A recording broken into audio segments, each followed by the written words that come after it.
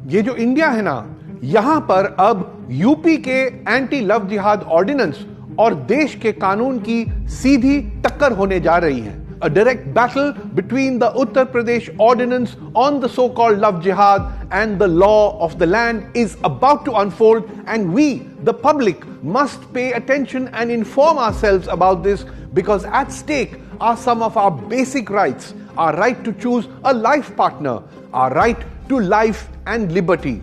The UP government has passed an ordinance to deal with alleged forced religious conversion for the sake of marriage, following up on CM Adityanath's stated intent of tackling the imaginary concept of love jihad, with strict punishments too: jail for 1 year to 5 years and a fine of rupees 15,000. If the woman involved is a minor or is from a scheduled tribe or scheduled caste, it's jail for 3 to 10 years, a fine of 25,000 rupees, and for mass forced conversion, 3 to 10 years in jail plus a fine of rupees 50,000.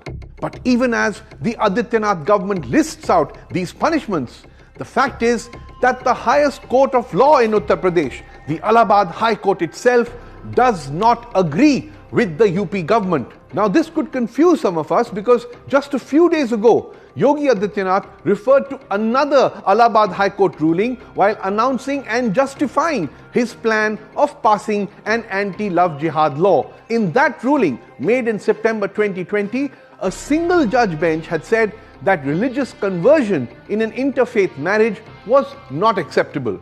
Grabbing the opportunity offered by this ruling, the UP government and 4 other BJP-led state governments announced that they would all pass anti-love jihad laws.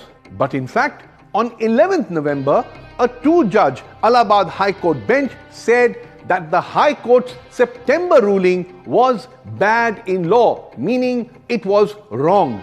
Hearing a petition filed by an interfaith couple, Salamat Ansari and Priyanka Kharwar, alias Alia, to quash a police complaint filed against them by the lady's father, the court said, "We do not see Priyanka and Salamat as Hindu and Muslim, but as 2 grown-up individuals who, out of their own free will and choice, are living together peacefully and happily for over a year."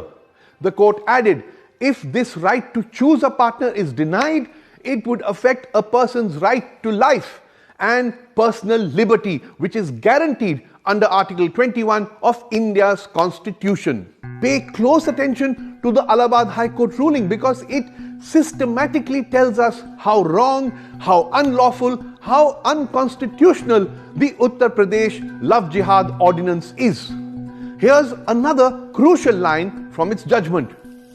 To disregard the choice of an adult would not only be antithetical to the freedom of choice, it would also threaten the concept of India's unity in diversity.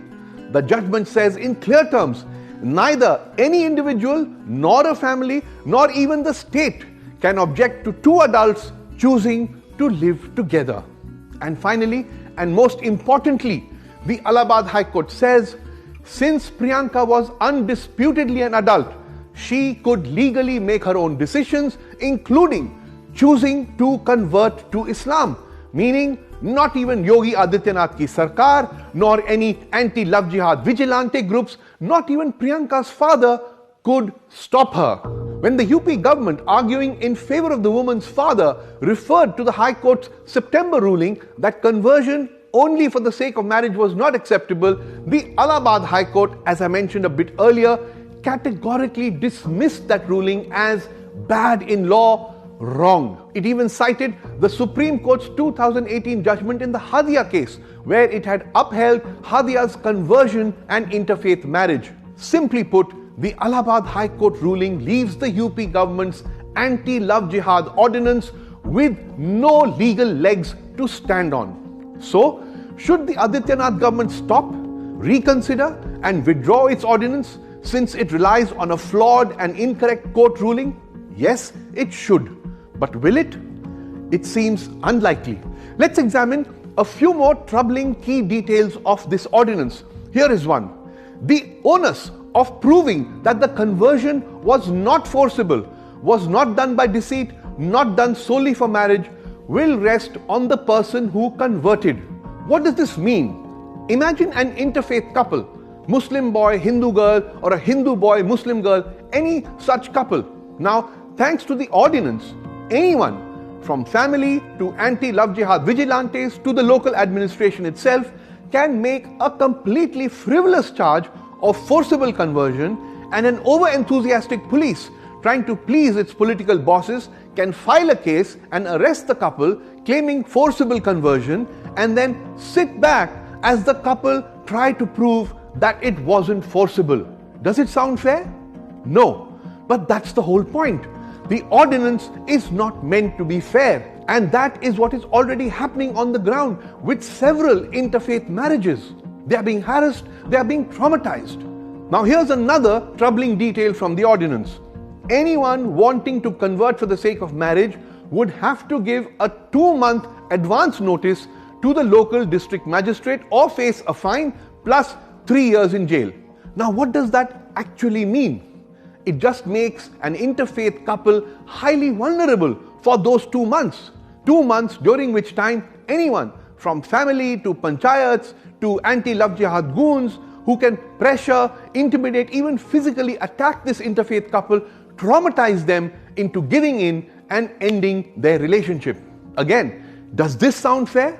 No. But as I said, that's the whole point. This ordinance is not meant to be fair. This ordinance is meant to further divide us, to further demonize India's Muslims by criminalizing the idea of interfaith marriages, especially Hindu-Muslim marriages, giving them this sinister label of love jihad. So far, the loony right could only pretend that there is such a thing as love jihad and spread fake news about this fake phenomena. But this ordinance seeks to make it real and even make it a crime to fall in love. But ye jo India hai na, a secular India, that India will not allow this to happen.